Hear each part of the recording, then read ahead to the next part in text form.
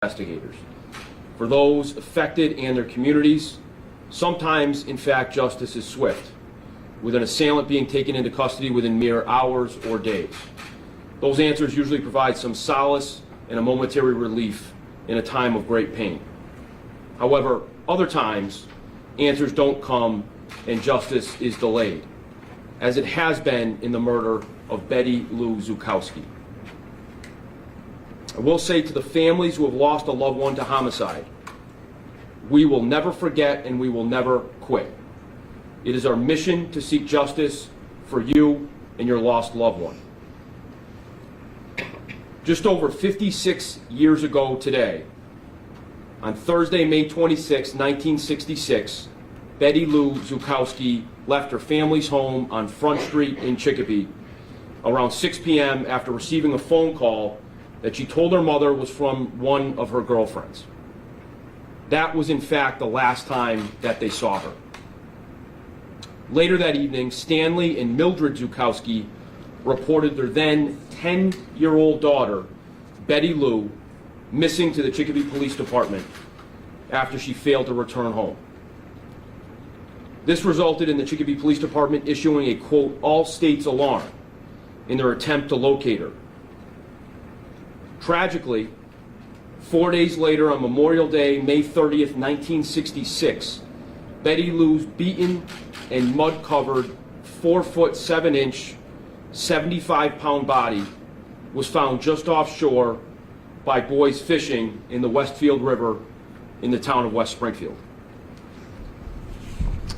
This section of the Westfield River where she was found is near the intersection of Westfield and Dewey Streets and runs next to Robinson State Park.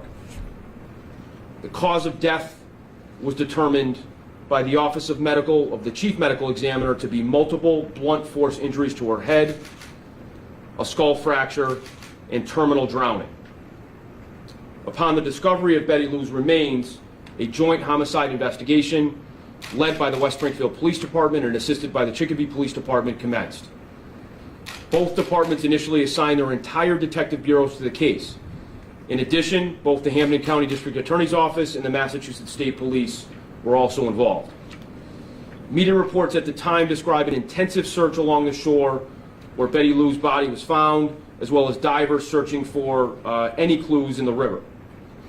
Detectives interviewed family, friends, and classmates to determine who Betty Lou may have met up with at the time of her disappearance. Investigators believe Betty Lou knew the person who killed her. Otherwise, she would not have left her home after receiving a phone call on that Thursday night. They theorized she met up with this person and ended up in West Springfield after riding in a vehicle with someone that she knew. According to media reports, no significant leads were discovered in the days following the discovery of Betty Lou's body. On June 2nd, 1966, Betty Lou Zukowski was laid to rest. In fact, on the same day, she would have turned 11 years old. Her funeral, conducted with high mass honors, was held at Holy Name Church in Chicopee, where several classmates from her fifth grade class at the Valentine School in Chicopee were honorary pallbearers. Attendees included her entire class and her teacher. Approximately a week after her remains were found, police developed a composite sketch from 2 witnesses, one of whom was thought to be the last person to have seen Betty Lou alive in the mid-evening hours of May 26, 1966. The sketch was released and was highly publicized in local newspapers at the time. The release of the sketch led to investigative tips, but none, unfortunately, led to the identity of her assailant. From there, the case went cold. Soon after the formation of my office's Unresolved Cases Unit, investigators' attention was brought to Betty Lou's unresolved homicide from many, many years prior. It was learned that in November of 1997, investigators of the West Springfield Police Department received information from multiple sources that linked a man named Donald Mars to Betty Lou's killing. Although several witnesses were interviewed at that time, their investigation did not lead to the arrest of any suspect. Over the last year, Betty Lou's murder became a focus of our work. The investigation intensified over the last several months to include significant work by investigators on our team and culminated, in fact, with the case being presented to a Hampden County grand jury. On Tuesday of this week, that grand jury returned an indictment charging Donald Mars with first-degree murder in the death of Betty Lou Zukowski in 1966. A warrant for his arrest was issued by the Hampden Superior Court, and investigators took Donald Mars into custody just yesterday. He was booked at the West Springfield Police Department and was arraigned in Hampden County Superior Court just moments ago. Sadly, Betty Lou's parents are deceased and will not see Donald Mars answer for what we allege he did to their daughter. My office, however, has been in contact with Betty Lou's extended family members, one of whom, in fact, was a pallbearer at her funeral in 1966. While this investigation undoubtedly will not bring Betty Lou back to her family or grant her the opportunity to grow into a healthy adult that she and every child deserves, it is for them and for Betty Lou that we embark on this journey of seeking justice. This obviously would not have happened without a tremendous effort. I extend my thanks to all the investigators historically from the Chicopee Police Department and the West Springfield Police Department, the Massachusetts State Police Detective Unit attached to my office, that have been involved since 1966. In addition, I would like to specifically highlight and thank the intensive investigative efforts in 1997 and before of the late Captain Daniel Murray, who was dedicated to Betty Lou. I also thank retired Sergeant Paul Finney and Detective Thomas Caney of the West Springfield Police Department, whose diligence and work over many years developed strong evidence that helped us bring this case to the point today where Mr. Mars is now indicted.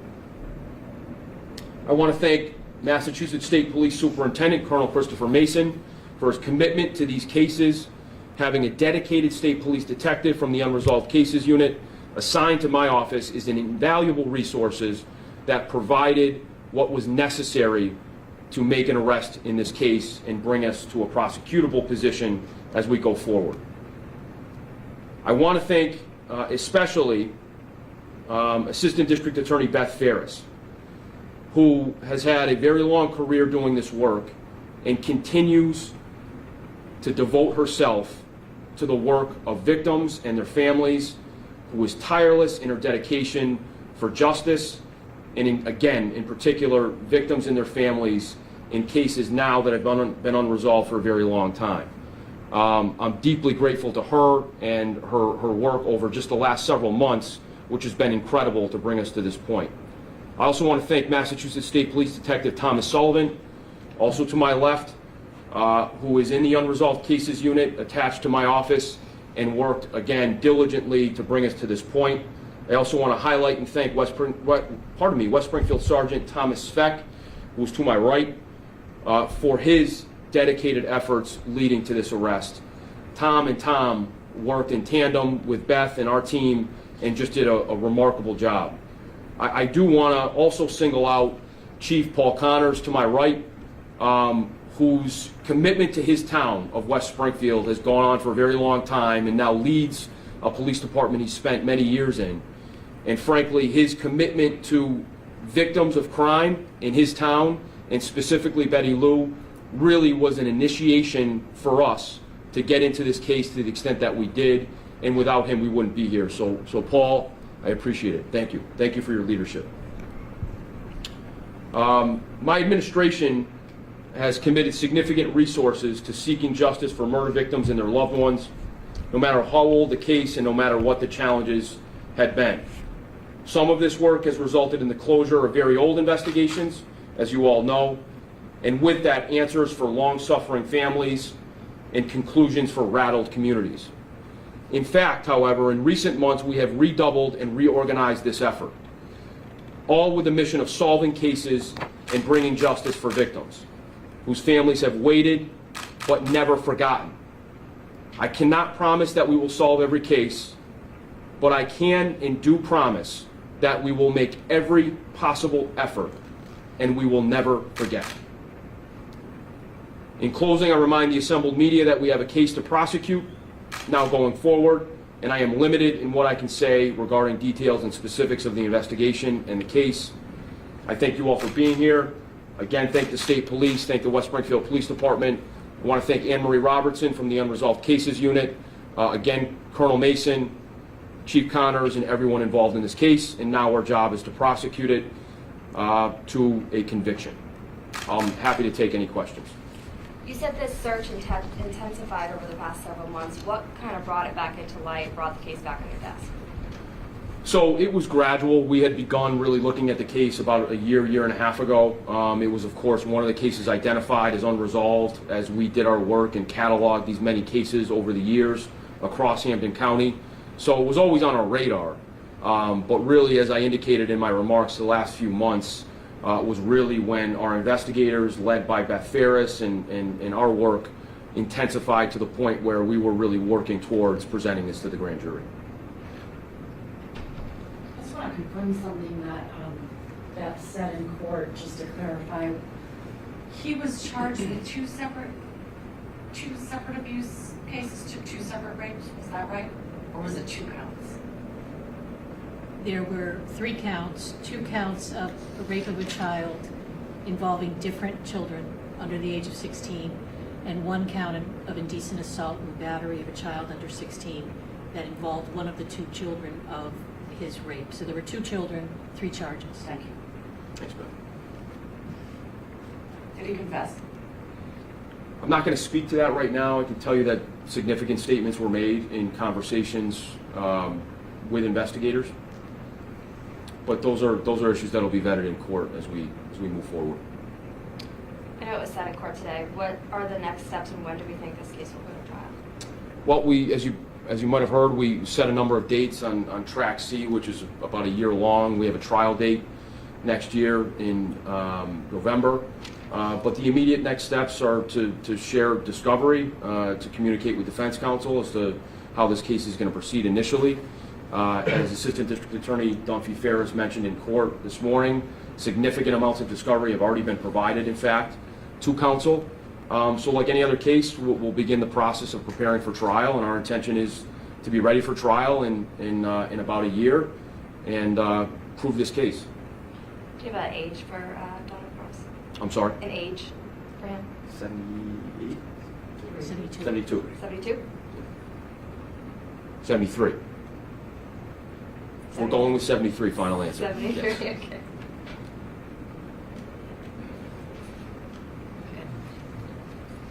Peanut gallery? Thank you. No questions?